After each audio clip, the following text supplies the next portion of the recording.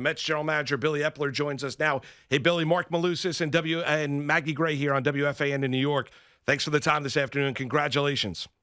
Thank you. Thanks for having me on, and nice to connect with you guys via the phone. Absolutely, Bill. We know you're still on the West Coast, and you say you're going to hit the ground running. And the biggest thing I took away from the beginning of your press conference, which we carried here on the air, was aggressive. You're going to be aggressive. You're going to be aggressive when it comes to pitching. Flesh that out for our audience and for the Mets fans. What's that going to look like? I mean, I think you could look at the free agent list. I'll leave the interpretation open to everybody of how they particularly would value that list. But trust that a lot of those agents are going to hear from me very shortly, and as well as the trade market too, because I like to stay active in that. So I will be connecting with a lot of my former colleagues to get a sense of what they might want to be doing and see if there's any availabilities there as well. So we're just going to look under every rock and see what we can find. Billy, we're now being joined by Mets owner Steve Cohen, your boss.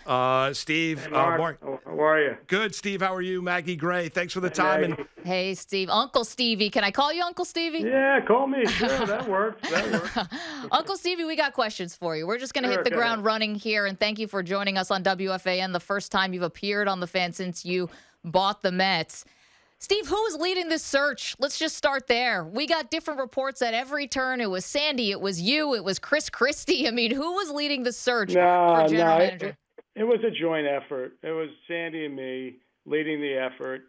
I've got this day job, right? So, yeah. Clearly Sandy's setting it up and, doing all the stuff preliminary so that I can use my time efficiently.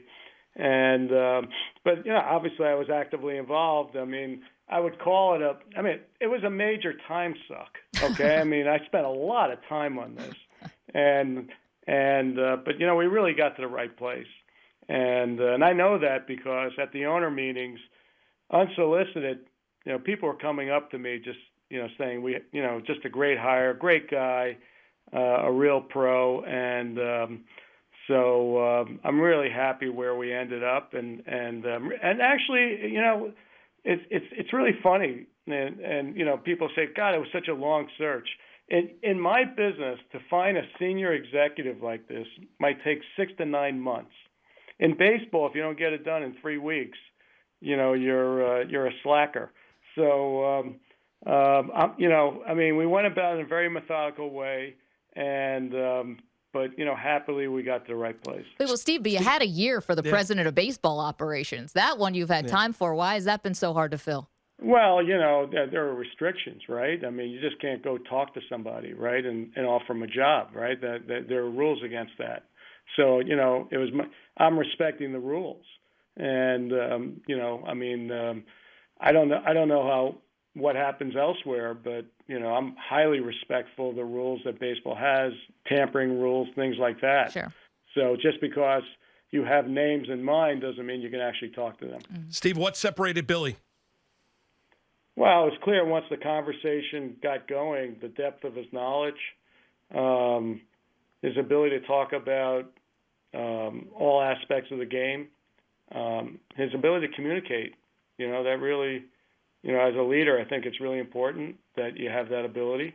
And a lot of great qualities, very likable person.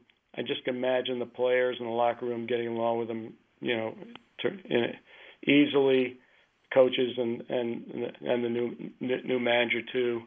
And so, we have somebody with experience, someone who highly regarded in the game, and it was once we got to know each other, it was clear he was the guy. Steve, did it bother you the way that this 7.5 week search was being reported on, and the criticism? I don't think it was 7.5 weeks. I guess if you include, we'd actually made our decision last week, toward the end of the week, it's sort of. I like to go, like I said, I like to go through things in a very methodical way, and in the end, the media, is interested in what we're doing, and so, I'm trying to, out of respect to the candidates, try to keep it private, which is why you didn't really hear anything from me, and it's the media's job to find out what we're doing. So, so that's the way it is, and so, it's a process that takes time, and if you want to do it right, and not, I don't want, I didn't want to rush our process, and so that's how long it took, and I'll say it again, the reality, it's actually pretty fast relative to the way I conduct my business outside of baseball. Steve Cohen is joining us. Billy Eppler is joining us here on the Moose and Maggie show. And Billy, don't worry, we got plenty of questions for you also. But Steve, I got another one for you, because I think a lot of Mets fans are wondering, like, when it comes to the president of baseball operations, which you guys have been looking for a while, you say you respect the contracts, and you encountered that obstacle last year. And I think a lot of Mets fans are like, how are they encountering the same obstacle this year when you knew it was in place last year? What's your answer to that? Well, I mean, just because, you might have certain names in mind, just because those names are in your mind, you haven't met them yet.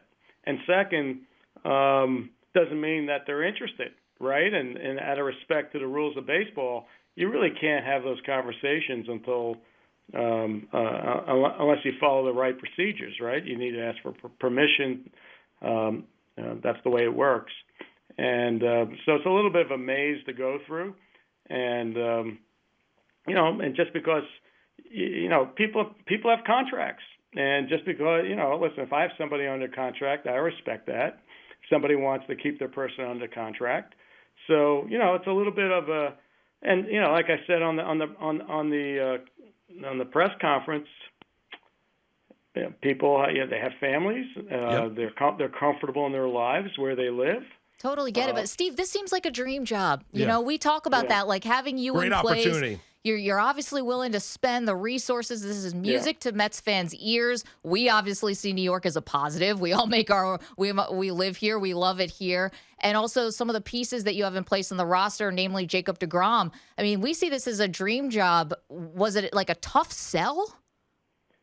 Well, I would put it differently. It's not so much a tough sell. It's sometimes, you don't even get to sell them. Sure. Because you don't get the opportunity to talk to them. Got it. Okay. So, that's what makes it different than when you're not doing a search outside of sports. You get the opportunity to talk to people and really have the opportunity to present the opportunity and why they should take it. Here, you don't even get to the starting line. Mm-hmm. So, in a lot of cases. And so that's just the way it is. I mean, listen, I always say I got to live in the world. I don't create the world. And that's the world we're in baseball. And but I'll say it again. I am really pleased to where we ended up. And as you saw in the press conference, we're getting somebody with a deep knowledge of the game, yep. Someone who wants to be aggressive, someone who's going to have my full support, someone I can already tell it's going to be really easy to work with. Billy, I know, and you've been quiet here. We only asked you one question. We got a number for you as well. Next thing is going to be the manager. What are you looking for to be in the dugout? What kind of characteristics, what kind of traits are you looking for to be the next Mets manager? Yeah, I mean, for the first process in that, because I have a sense of what I would like to see in a manager.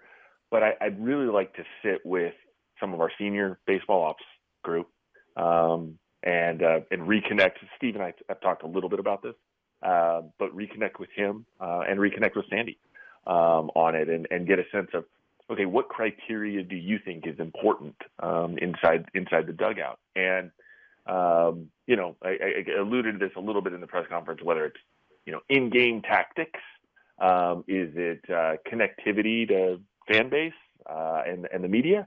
Is it leading inside of the culture? And these aren't saying you can't have all of them, but just how would you weight them? Well, Billy, I don't mean to interrupt you. How would you weight them? What do you think the most important thing is to a manager? I want to collect everybody else's opinions first. Come on, Billy. You're in charge now. I think in-game tactics is important. I think the ability to kind of understand probabilistic thinking, and see the game. And I used to ask people in baseball that have been around for a long time, would you rather, if you could have a manager, would you rather that manager be an expert in poker or an expert in chess?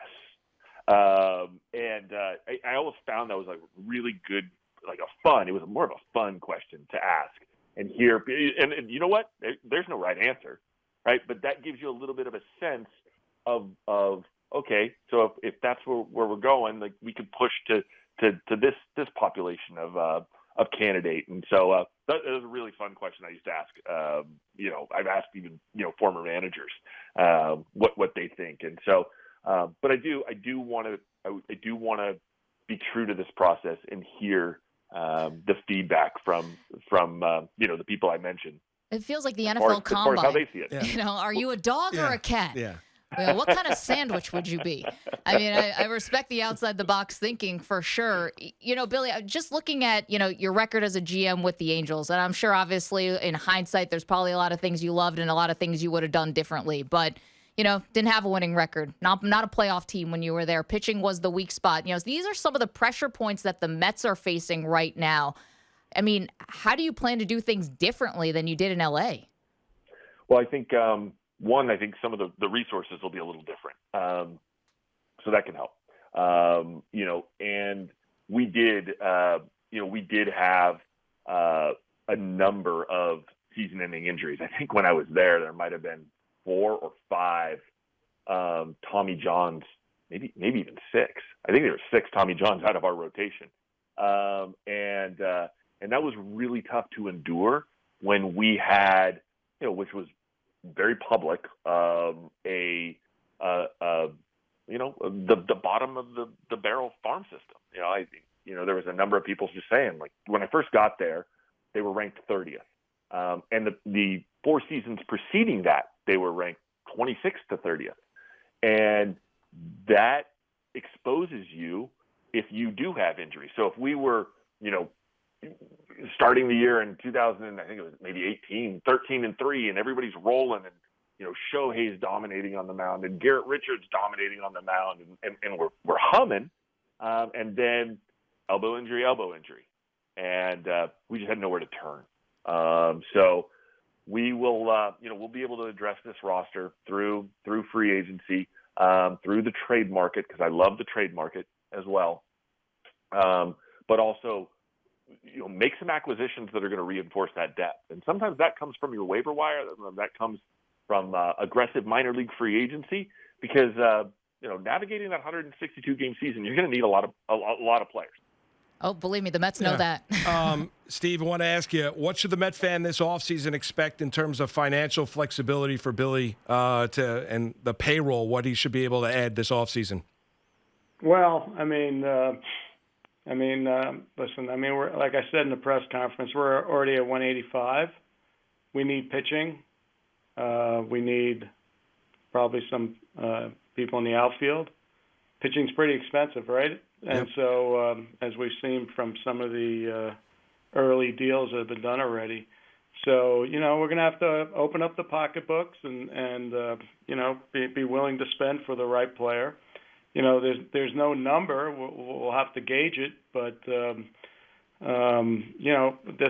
going to have to spend this year, and I'm committed to that, and I'm not afraid to spend. And like I said, the whole point is we want to put the team in position to be playoff bound. And last year, obviously, the way we finished, obviously didn't leave a very good taste in my mouth, right? Like I said in the press conference, 100 days, I preferred at first place, preferred at the end of the season rather than the middle of the season. Yeah, wrong 100 days. Sure. Right, and if I had a choice. So, which means, we're going to have to build a strong roster and build strong depth, and that's going to cost. Well, obviously, the CBA expires December 2nd, but you've seen the pitching market's been moving already. Do you expect to have someone signed before December 2nd? It's hard to say. It's really up to Billy and our team. Billy's going to be talking to everybody. He's going to hit the ground running, and we'll see what happens, right? I mean, if somebody were interested, we're going to, obviously we've done a lot of preliminary work. It's not like we haven't done any work here, so we're ready to go. Mm-hmm. And I'll be waiting to see, and we'll see what transpires over the next 2 weeks. Steve, were you disappointed that Syndergaard left and took the 1 year, $21 million deal with the Angels? Was there, I know you offered him the qualifying offer, but what about Noah deciding to leave? Well, listen, I mean, hard to know what was going through his head. I mean, obviously it's more money than we gave him on the qualifying offer, right? Yep. So, I mean, it's certainly enticing. Just remember, it's never about the money, right, Mark? No. Steve, it's always about the money. If anyone knows, it's Uncle Stevie. If they say it's not about I didn't hear any mention about the money. It must have been about the money. Yes. Listen. I mean, listen. This is their opportunity to, they've been waiting for this their whole career, right? So you can't blame them. And I like Noah. We had dinner in late September at my house. No indication. He seemed pretty happy. Seemed like he was committed to New York. Loved New York. So it was a little bit of a surprise. And we wish him well. He's a good guy. And I hope he makes a strong comeback. Steve Cohen and Billy Eppler are joining us. Just a couple more minutes here with you, and we really appreciate you guys joining us today. Big day for the Mets as Billy was formally introduced as the general manager. All right, Uncle Steve, let's talk about the tweets. Let's talk about the tweets and the tweeting because. What tweet?